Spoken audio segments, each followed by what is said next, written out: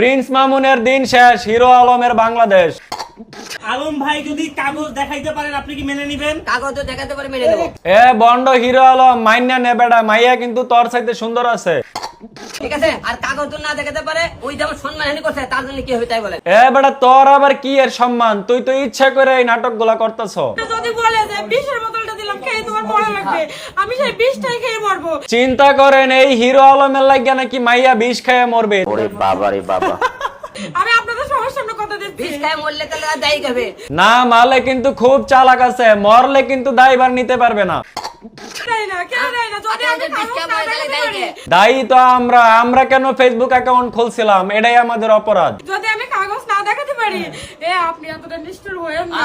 Please বাবা hero Alam, তুমি এতটা নিষ্ঠুর হয়ো না প্লিজ। আপনারা বলেন, আপনারা পাগলামি করেছেন এতদিন আমার ভালোবাসা পাওয়ার জন্য।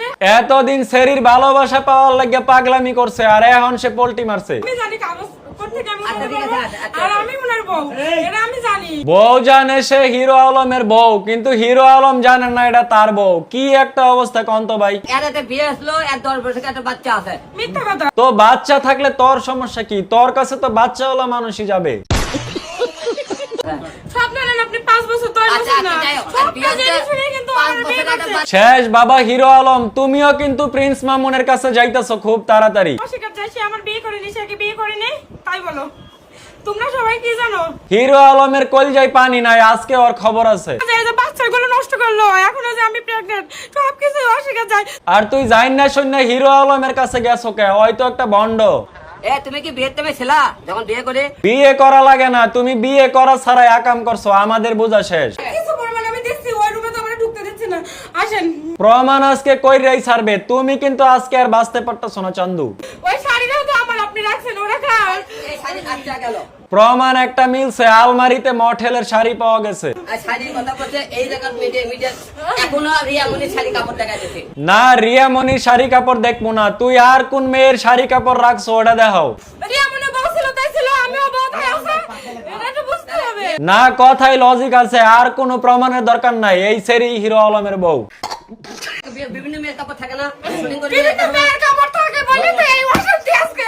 এ বন্ড, তোর স্টুডিওতে মেয়েদের জামা কাপড় থাকবে কেন? কিন্তু মেয়ের কাপড় থাকে বলে তো এই অশান্তি আজকে। এই অশান্তি আমি ভাই আমার কিন্তু হিরো আলমের লাগে খুব মায়া লাগতেছে, মেয়ে কিন্তু এটা খুব চেতা আছে।